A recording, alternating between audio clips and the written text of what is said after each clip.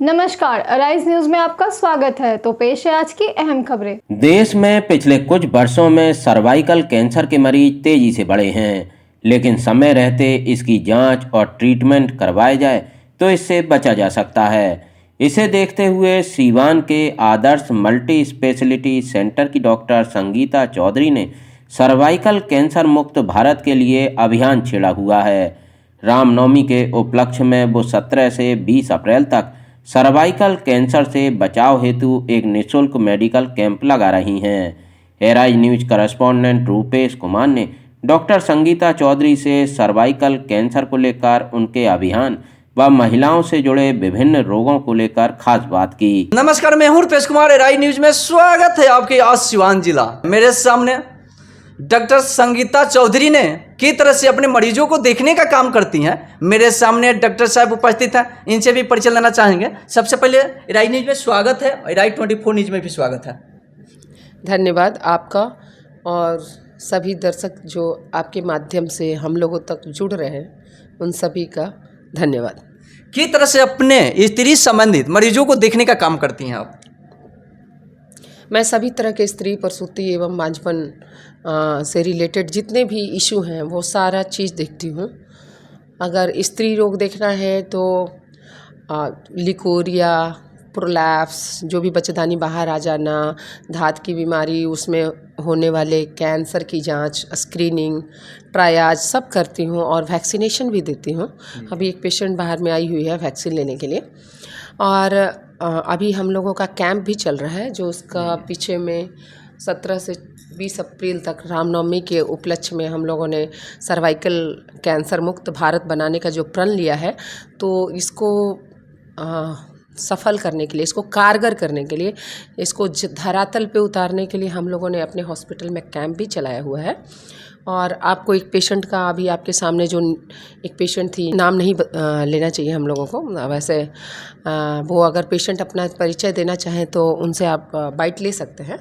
वो आपके सामने उनका free of cost paper smear का टेस्ट हुआ है, जिसमें पेपर स्मेयर के बाद ह्यूमन पैपिलोमा वायरस दोनों की जांच होगी, जो कि जो वायरस ह्यूमन पैपिलोमा वायरस जो है वो सर्वाइकल कैंसर कराता है।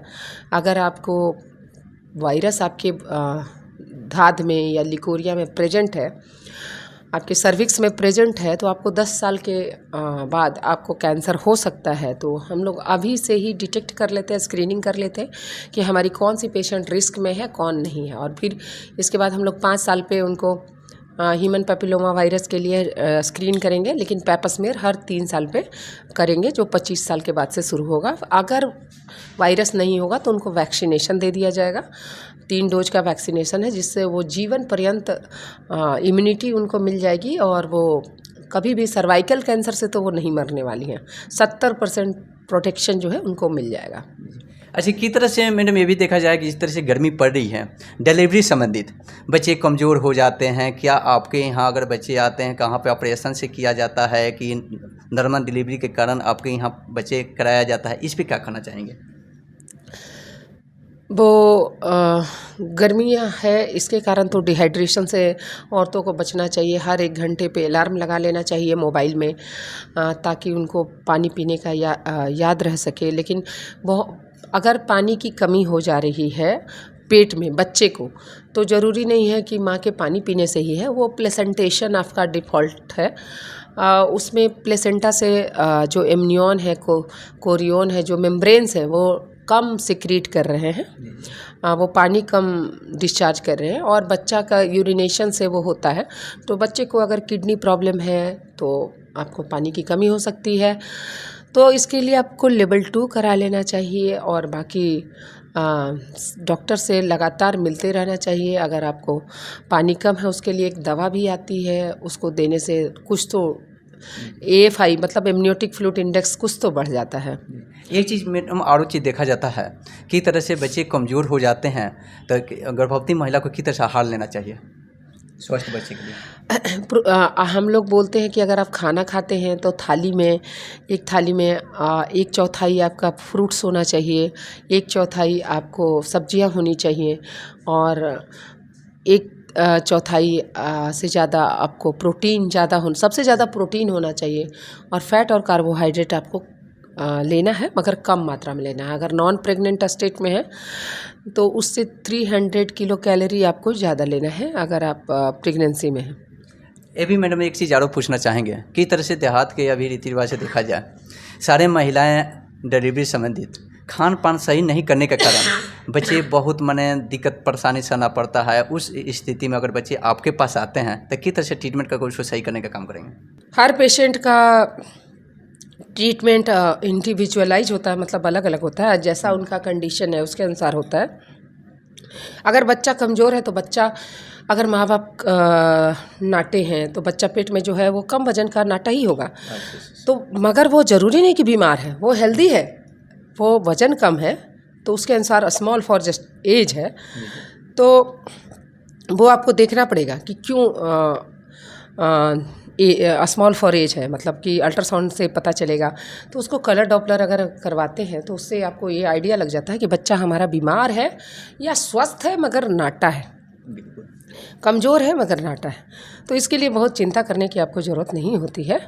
आप हर पेशेंट बाई पेशेंट आपको अलग अलग तरीके का ये करना होता है। अगर बीपी हाई है तो भी बच्चे तक खून कम जा पा रहा है, प्लेसेंटा में जो ब्लड वेसल्स है उसमें बहुत ज़्यादा रेजिस्टेंस है, मतलब रुकावट है खून की सप्लाई में, तो बच्चे को कम ब्लड पहुंच रही है तो आपको तो कम ही बढ़ेगा बच्चा।